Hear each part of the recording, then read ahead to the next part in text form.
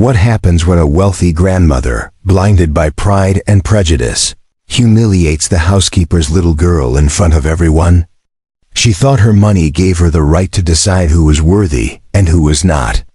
But what she never expected was that her own grandson, the one she loved most, would rise against her and teach her a lesson she would never forget. Stay with me, because this story will shock you, move you, and prove that innocence can sometimes break the strongest chains of arrogance. The warm glow of the late afternoon sun bathed the Carter family's spacious suburban backyard in golden light.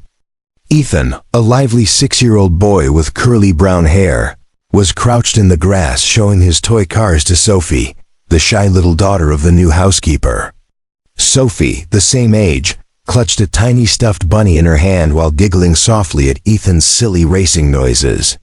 For a moment the children were carefree, lost in the simple joy of playing together under the wide oak tree. But that peace shattered in an instant. "Ethan, get away from her right now." The voice was sharp, cutting through the yard like a whip. Margaret Carter, his grandmother, descended the porch steps with the force of a storm, her face twisted with indignation. Her heels clacked angrily on the wooden boards as she pointed a trembling finger towards Sophie. The suddenness of her outburst froze the children in place. Sophie's wide eyes filled with tears, and within seconds, sobs poured out of her small chest. Ethan looked bewildered, his little hands still gripping his cars. "Grandma, why are you yelling?" "We were just playing," he stammered, his voice cracking with confusion. "Enough!" Margaret barked, her tone sharp and unforgiving. "Don't you ever play with children like that again. Now get inside." Before Ethan could move, the screen door to the kitchen swung open. Emily, the young housekeeper, rushed out, her apron still tied and her hands wet from rinsing dishes. She froze when she saw Sophie in tears, her heart lurching. "Sophie, what happened, baby?" she cried, scooping the child into her arms. Sophie buried her face in her mother's shoulder, sobbing harder. Emily turned toward Margaret, her voice trembling.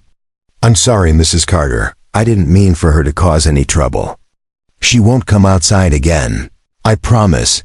Margaret's arms folded tightly across her chest, her expression hard as stone. "Trouble? That's too soft a word. People like her shouldn't even be allowed in this house."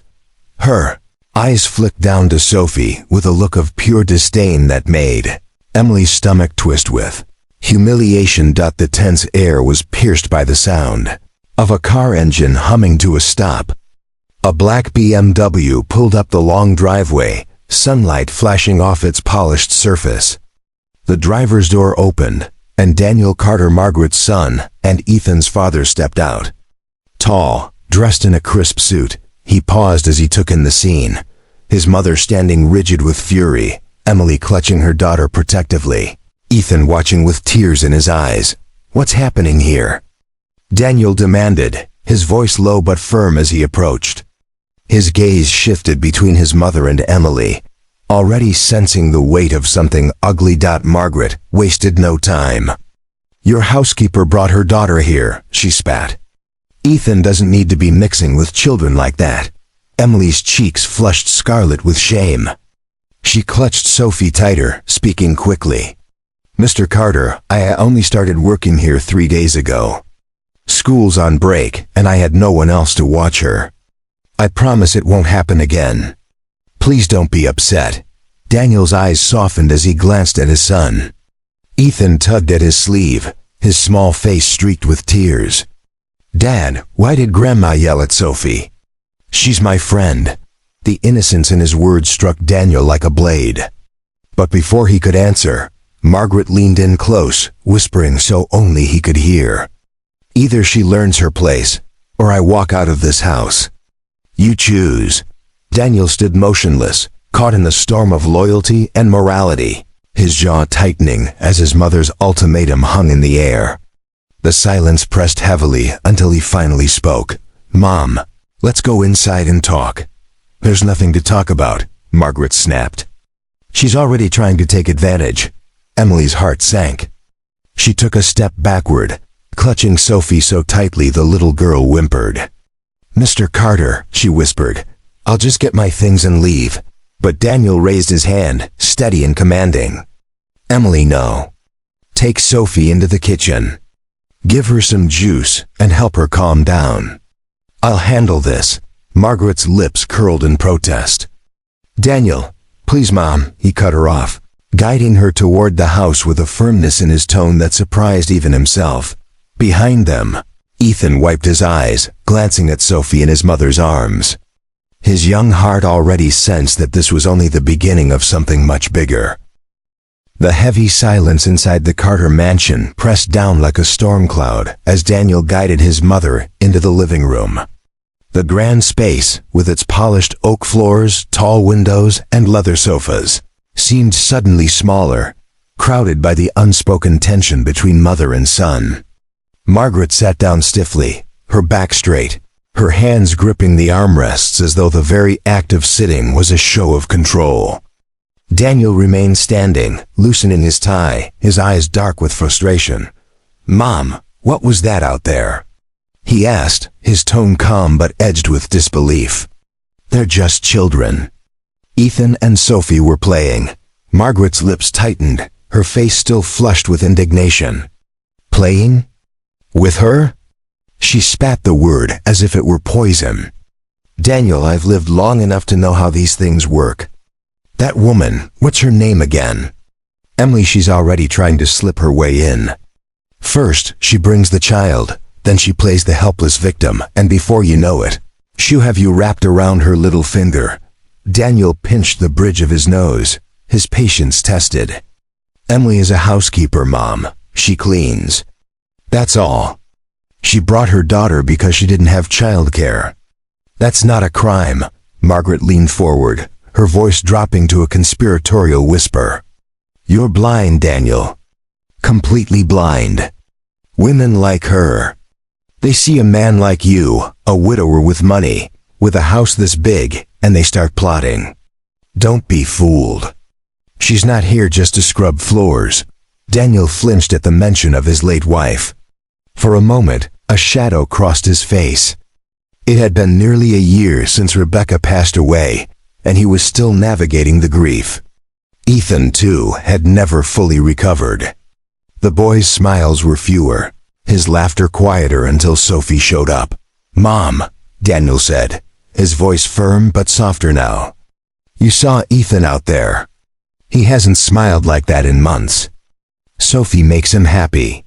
Are you really going to take that away from him because of your prejudice?" Margaret's eyes widened, as if the word itself was an insult. "Prejudice? Don't you dare accuse me of that. I am protecting my grandson.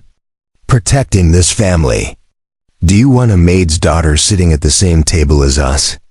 Do you want your son growing up thinking there's no difference between us and them?" Daniel's jaw clenched. He lowered himself into a chair across from her, his voice low and steady. "Mom, Ethan's 6 years old. He doesn't see people the way you do. He doesn't care about status or money. All he knows is that he likes playing with Sophie. That's it. He sees a friend, not a threat." Before Margaret could fire back, the sound of quiet footsteps pattered in from the hallway. Ethan stood there, his little shoulders hunched, his big eyes glistening with confusion. "Dad," he whispered, "is Sophie in trouble?" The question pierced Daniel's heart. He glanced at his son, then at his mother, who avoided Ethan's gaze. Daniel rose, walked over, and knelt in front of the boy. "No, son. Sophie's not in trouble. She's a good girl. You didn't do anything wrong, but Grandma said." Ethan's voice trailed off, heavy with uncertainty. Margaret shifted uncomfortably, her fingers tapping against the armrest. For the first time, her stern facade cracked just slightly under the weight of her grandson's innocence. Daniel placed a hand on Ethan's shoulder, steadying him. "Listen to me, Ethan. Sometimes grown-ups say things they shouldn't, but Sophie is your friend, and there's nothing wrong with that. Do you understand?" Ethan nodded slowly, though the doubt in his eyes lingered. He leaned in closer, whispering, "Can she come back tomorrow to play?" Daniel hesitated, glancing at his mother. Margaret's stare was sharp, a silent challenge. She leaned forward, speaking directly to her grandson for the first time since the outburst. "Ethan, sweetheart," she said, her voice deceptively gentle. "Sometimes we like people who aren't good for us. I'm only trying to protect you." Ethan's lower lip trembled. "But I like Sophie," he said softly. Daniel felt anger simmer beneath his skin. He turned sharply to his mother, his voice steel. "Enough, Mom." Margaret's nostrils flared, but she said nothing. Instead, she rose to her feet, smoothed her blouse, and marched out of the room with a huff, leaving behind the heavy echo of her disapproval. Daniel held Ethan close, rubbing his back in slow circles. In the kitchen, he could hear the faint murmur of Emily's voice as she soothed her daughter with promises of juice and cookies. For the first time, Daniel realized he was standing at the center of a battle, between his mother's rigid control and a housekeeper's simple dignity. And somewhere in the middle, caught in the crossfire, was his son's fragile happiness. The following morning, the Carter household was unusually quiet. Normally, Ethan would be up early, padding down the hallway in his pajamas, asking for pancakes or searching for his toy cars. But that day, he sat silently at the kitchen table, pushing his cereal around with his spoon. Emily moved softly in the background, cleaning the counters while Sophie sat beside her, coloring with a set of old crayons Emily had carried in her bag. Margaret entered the kitchen, her heels clicking sharply on the tile. Her eyes immediately landed on Sophie, and the faintest curl of disdain twisted her lips. "Daniel," she said curtly, spotting her son by the coffee maker. "We need to talk." Daniel, still in his dress shirt, tie loosened, poured himself a cup of coffee before answering. "Not now. Mom, it's too early for this." "It's never too early when it comes to protecting family," Margaret shot back, her voice like ice. "That woman has no business bringing her child into this home. We're not running a daycare center." Emily froze mid-wipe, her shoulders tightening. She turned slightly, her face flushing red, but she said nothing. Sophie, sensing the tension, lowered her crayon and looked down at the paper in silence. Daniel sighed, running a hand over his face. "Mom, we've been over this. Emily works hard. She does her job well. Sophie being here isn't hurting anyone." Margaret's eyes narrowed. "Not hurting anyone? Look at Ethan." She gestured at the boy slouched over his cereal bowl. "He's becoming attached. That's exactly how it starts." She puts her daughter next to him. They play, they bond. Before long, she'll be asking you to pay for school, for clothes, for doctors. "I won't stand by and watch you be manipulated." Daniel's jaw tightened. He had heard enough. But before he could respond, Ethan looked up with wide, pleading eyes. "Dad, Sophie is my friend. Can't she stay, please?" The boy's voice was small, almost desperate. His little fingers gripped the edge of the table as if holding on to hope itself. Margaret stepped closer, crouching down so that her stern face was level with her grandson's. "Ethan, darling," she said softly, but her words carried a sharp edge. "There are children who are different from you. Sophie is one of them. She comes from a family that doesn't have what you have. It's better if you play with kids from your school, kids like you." The innocence in Ethan's face crumbled into confusion. "But I like Sophie," he whispered, his eyes glistening with unshed tears. Daniel slammed his coffee cup onto the counter, startling everyone. "That's enough, Mom." His voice boomed through the kitchen. "This isn't about you, and it isn't about money or status. It's about Ethan's happiness." Emily, shaken, gathered Sophie's crayons and stuffed them back into her worn bag. "Mr. Carter," she said quietly, her voice trembling, "I don't want to cause problems. Maybe I should go." Her words fell heavy in the room. Sophie clutched her mother's hand tightly, her lower lip trembling. Daniel turned toward Emily, his voice softer now. "No, Emily, You don't have to go. You're not the problem here, Margaret gasped in outrage. Daniel, you would defend her over your own mother? Daniel looked at his mother, his face stern, his voice steady. I will defend what's right, Mom. And right now you're wrong. A deep, cold silence filled the kitchen. Margaret's face hardened into stone as she turned and stormed out, her heels echoing angrily down the hallway. Ethan slid down from his chair, running over to Sophie. Don't go, he whispered, clutching her small hand. You're my best friend. Emily bent down, pulling both children close for a brief moment. Her heart ached, knowing the storm was far from over. Daniel stood by the counter, watching it all unfold, the weight of an impossible choice pressing down on him. He could no longer ignore the truth. His son's fragile joy was being crushed beneath his mother's bitterness, and something drastic would soon have to change. That evening, the Carter household carried a tension so thick it felt like the air itself was heavy. The dinner table, once a place of quiet family conversation, had become a battlefield of unspoken words. The chandelier above glowed warmly, but the warmth didn't reach the faces sitting beneath it. Ethan sat silently, his fork idle against the mashed potatoes on his plate. Every now and then, his eyes flicked toward the kitchen door, as if hoping Sophie might suddenly walk back in. Daniel noticed the vacant look in his son's face and felt a pang of guilt twist in his chest. Margaret, however, seemed unbothered by the silence. She cut her steak neatly, her posture upright, her eyes sharp. Finally she spoke, her voice calm but laced with judgment. Daniel, you know I'm right. That woman is crossing lines. She's not just cleaning. She's inserting herself into our lives. Daniel set his fork down with a sigh.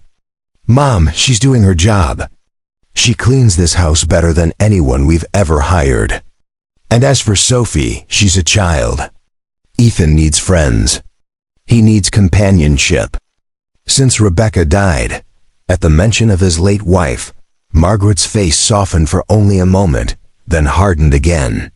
Exactly. Since Rebecca died, I've been the one holding this family together. I know what's best for Ethan. You don't see what I see. Emily is using her daughter to creep into your life. From the corner of the room, Emily's quiet footsteps could be heard. She entered to clear the side dishes, her face lowered, expression humble. She didn't speak, didn't even look at them. But Daniel noticed her hands trembling slightly as she reached for the plates. Margaret's eyes narrowed. See? Even now she's listening, waiting for her chance. Emily froze, her hands tightening around the porcelain. She wanted to defend herself, to shout that all she wanted was to provide for her daughter, but fear and shame pressed the words down her throat.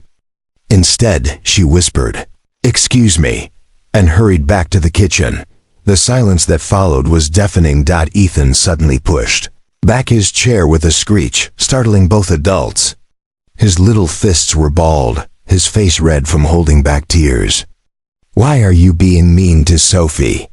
he cried, looking directly at his grandmother. "She didn't do anything bad."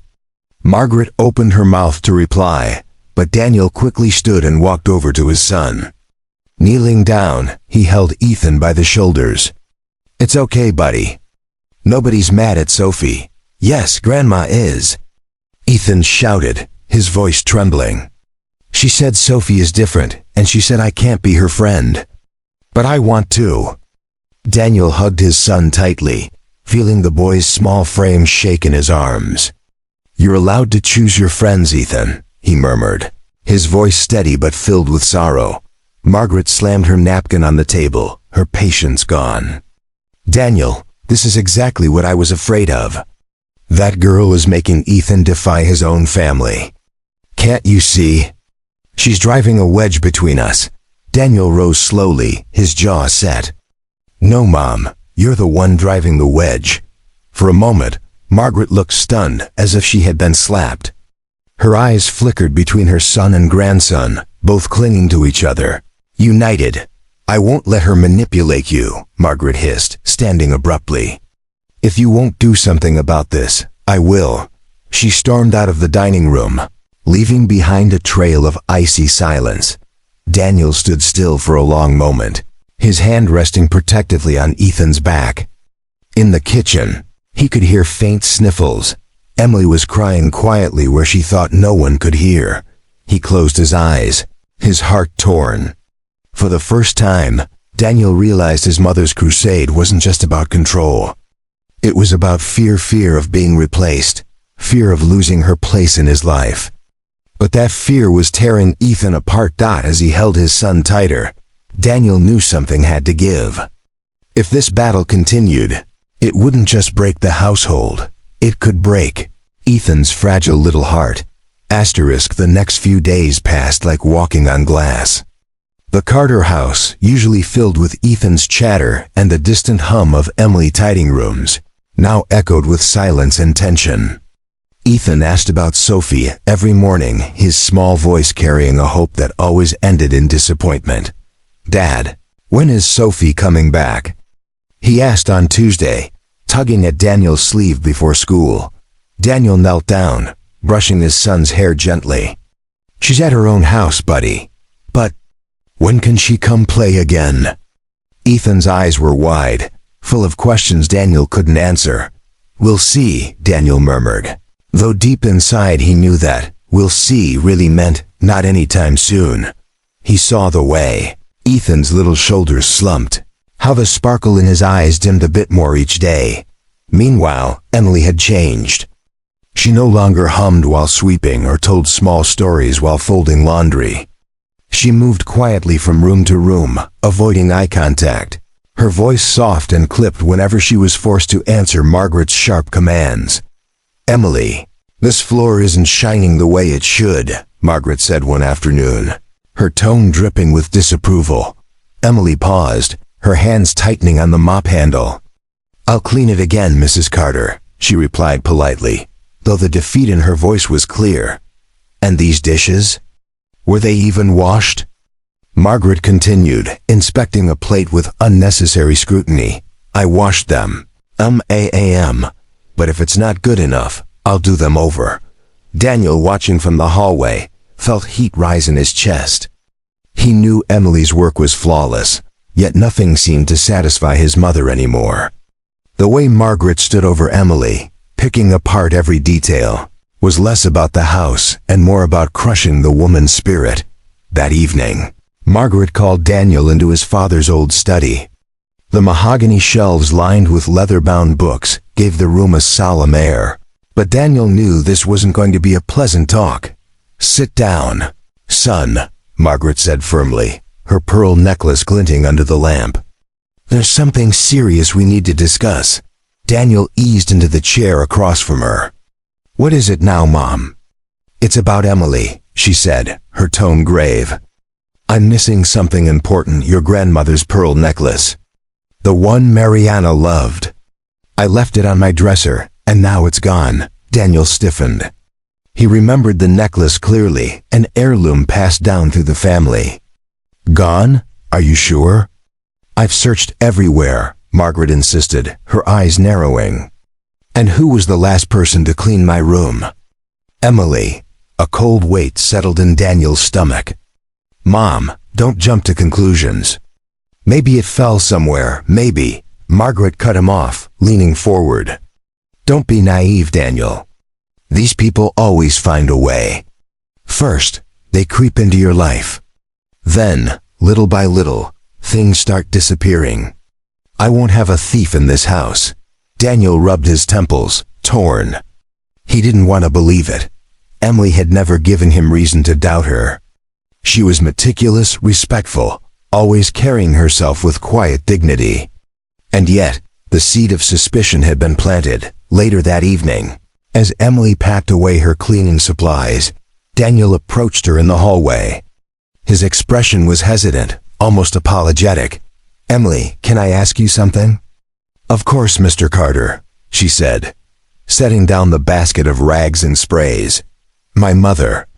She can't find her pearl necklace. Did you see it while you were dusting her room?" Emily froze, her eyes widening in shock. "Pearl necklace? No, sir." I didn't touch anything on her dresser. I only dusted the surface. Are you sure? Daniel asked carefully, though the question itself felt wrong on his tongue. Her voice cracked as she answered, "Yes, sir. I swear on my daughter's life I didn't touch it." Her hands trembled as she returned to folding her cloths. "I've worked in people's homes for 10 years. I've never stolen a thing. Why would I start now?" The hurt in her eyes made Daniel's stomach twist. He nodded slowly. "I believe you, Emily. Maybe it just slipped somewhere. I'll look for it." But even as he said it, the unease lingered. That night, Daniel lay awake staring at the ceiling. He wanted to dismiss his mother's accusations, but doubt crept in like a shadow. And when he saw Ethan asleep in the next room, clutching his toy airplane, he couldn't shake the fear that this conflict, this war between his mother and Emily, was only just beginning. The morning sun spilled through the tall windows of the Carter home, casting streaks of light across the polished wooden floor. Emily arrived early, as always, her daughter Sophie trailing quietly behind her. She carried her small backpack, a crayon poking out of the zipper. Emily had already decided today she wouldn't let Sophie leave her sight, not after the accusations hanging in the air like smoke from an unseen fire, but Margaret was waiting. She stood in the foyer, arms crossed, lips pursed. "Daniel," she called as her son descended the staircase, still buttoning his shirt. "You won't believe this." "What now, Mom?" Daniel's voice carried the weary tone of someone already bracing for conflict. "My watch. My gold watch is missing. And you'll never guess where I found it." She reached behind her and held up the watch dramatically, her fingers shaking with triumph. "In the cleaning supply closet, where Emily keeps her things." Daniel's stomach dropped. He looked from his mother's satisfied face to Emily's startled one. The housekeeper froze, color draining from her cheeks. "What?" Emily whispered. No, that's not possible. "I dusted your room yesterday, yes, but I never touched your watch. I placed it right back where it was." Margaret's eyes glittered coldly. "And yet here it is, tucked neatly with your supplies. What a coincidence." Emily's hands began to tremble as she held Sophie close. "Mr. Carter, I swear on everything I have, I didn't take it. Please believe me." Ethan appeared at the top of the stairs, clutching his stuffed bear, watching the adults with wide eyes. "Dad, why is Miss Emily crying?" Daniel swallowed hard, torn between reason and the ugly evidence placed in front of him. His mother's gaze demanded that he choose her side. Emily's tear-filled eyes begged him not to. "I'll look into this," Daniel said finally, his voice low. "Mom, don't jump to conclusions. Don't jump to conclusions?" Margaret barked. "How many more of our things need to disappear before you open your eyes?" Emily pressed her trembling lips together, unable to defend herself any further without breaking down. She pulled Sophie against her side, whispering softly to calm the frightened child. It was Ethan's small voice that cut through the tension. "Grandma," he said shakily, "Miss Emily is nice. She didn't take anything. Sophie is my friend." He looked at his father desperately. "Tell her, Dad. Tell Grandma she's wrong." The innocence of those words stabbed at Daniel's heart. He looked at Emily, standing there small and cornered, and then at his mother, brimming with self-righteous fury. Something inside him whispered that the pieces didn't fit, that this wasn't Emily's doing it.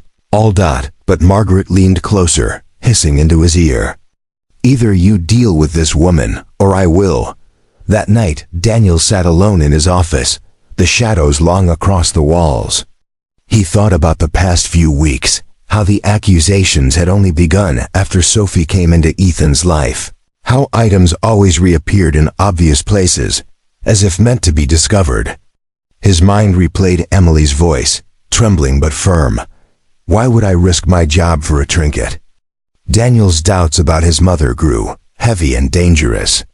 But he had no proof. Not yet. And upstairs, Ethan cried himself to sleep, whispering Sophie's name like a prayer, while in the guest room, Emily lay awake, wondering how much longer she could endure the humiliation before she was forced to leave. The Carter house had become a cage of suspicion, and Daniel knew the truth would eventually claw its way to the surface. The only question was how much damage would be done before it did. The storm finally broke on a quiet Thursday afternoon. Daniel had canceled his office meetings and decided to work from home, though in truth, work was the last thing on his mind. He wanted to watch, to see for himself what really went on when he wasn't around. Something gnawed at his chest, whispering that the missing jewelry and watches weren't accidents, and they weren't Emily's fault.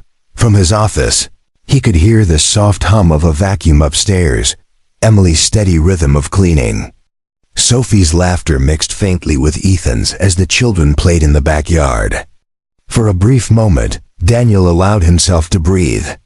But then he heard the creak of another set of footsteps, his mother's. Margaret's heels tapped slowly across the hallway.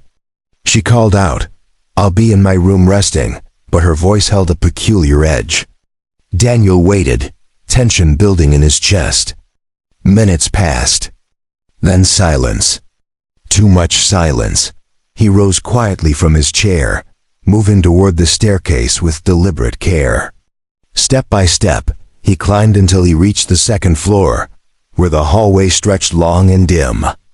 The door to his mother's bedroom stood slightly ajar. He approached, his pulse quickening. Through the narrow crack, Daniel saw something that froze him in place. Margaret stood at her dressing table, her hands shaking, but not with age, with intent. She picked up her diamond ring, one she wore every Sunday to church, and glanced toward the door to ensure no one was watching. Then, with deliberate precision, she crossed the room, opened a drawer where Emily kept her dust cloths, and placed the ring carefully inside. Daniel's breath caught in his throat. He gripped the doorframe so tightly his knuckles turned white. His worst suspicion had just turned into reality. His own mother was planting evidence against Emily. Margaret stepped back, her face calm, almost satisfied. She murmured to herself, "Now let's see what excuse she has this time." Daniel turned away, heart pounding, and crept back down the hall.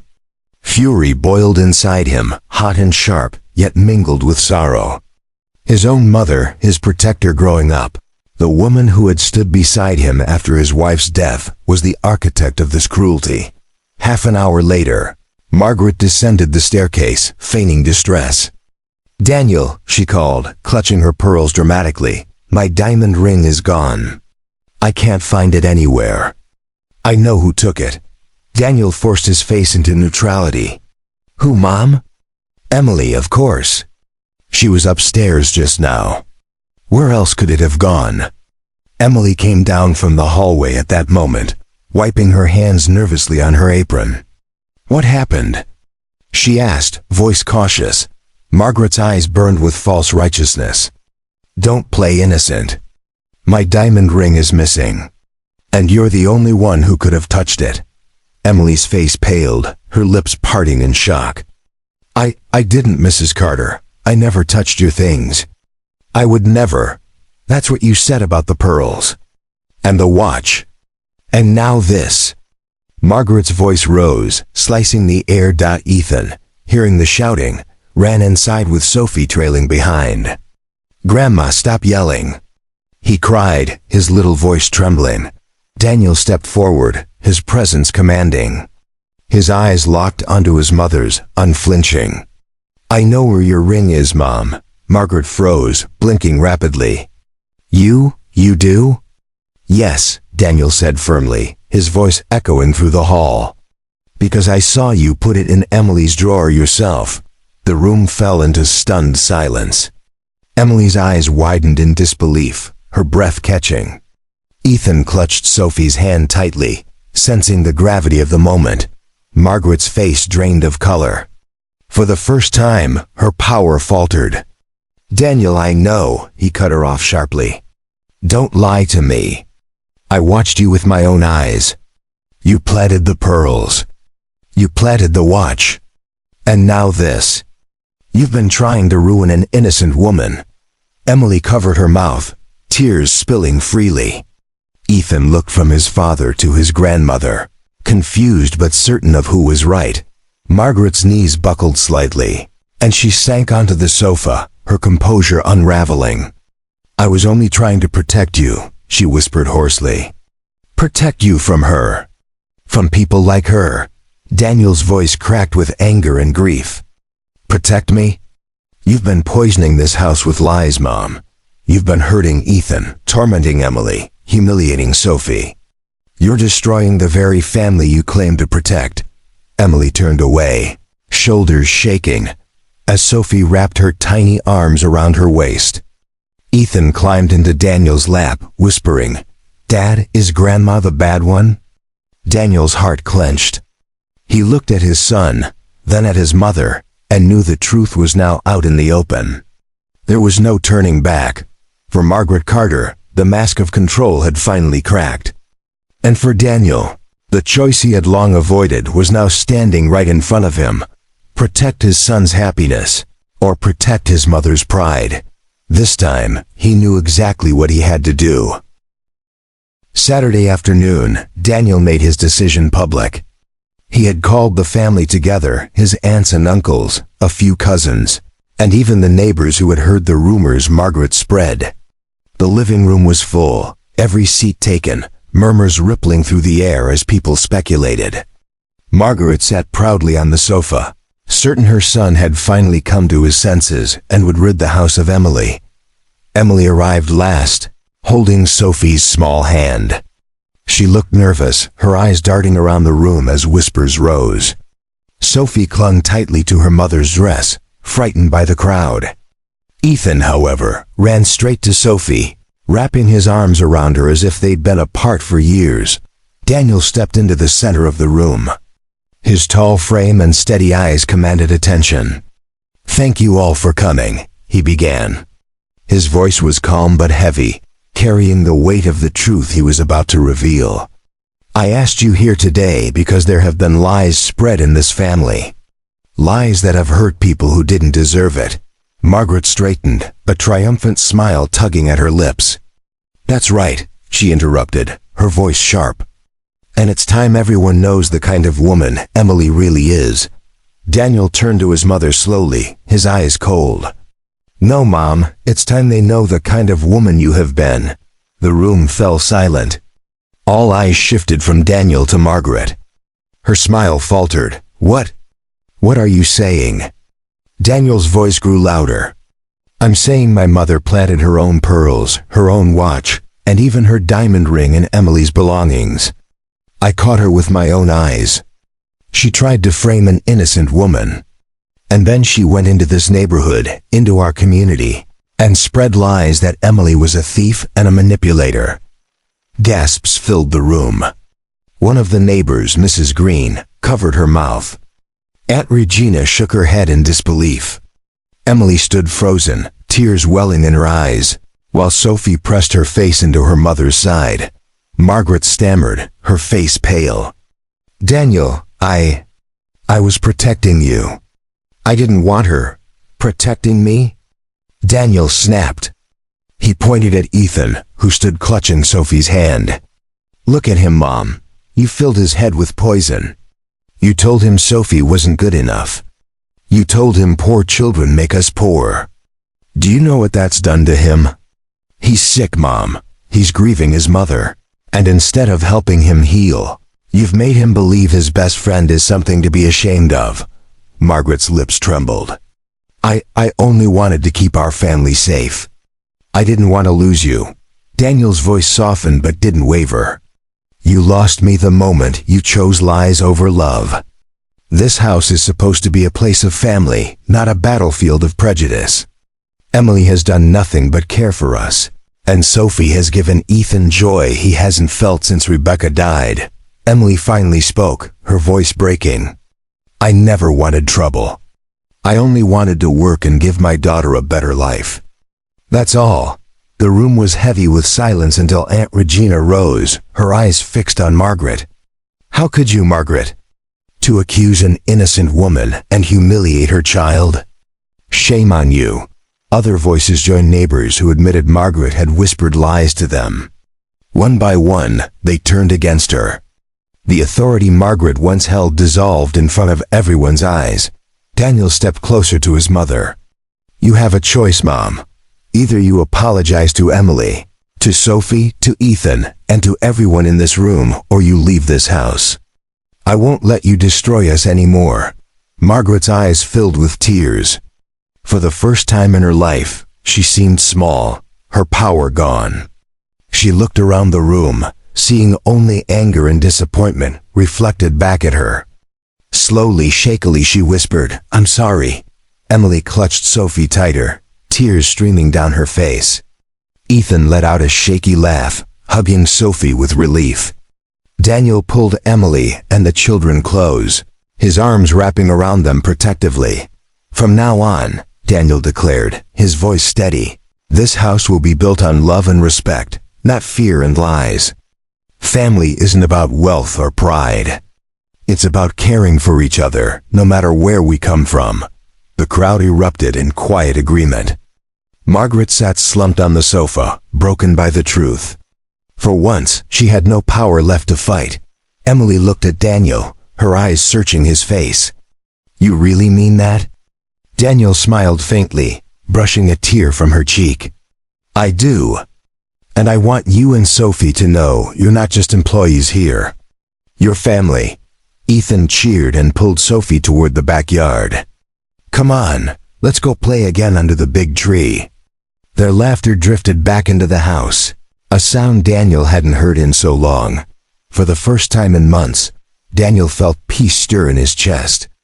Emily's presence had not only brought life back into his son's eyes, but also forced him to confront the toxic grip his mother held as the family gathering dispersed. One truth became undeniable: the Carter household had changed forever. And though scars remained, love had begun to heal them, piece by piece. The story that began with anger and lies was finally turning into one of forgiveness, courage, and a new beginning.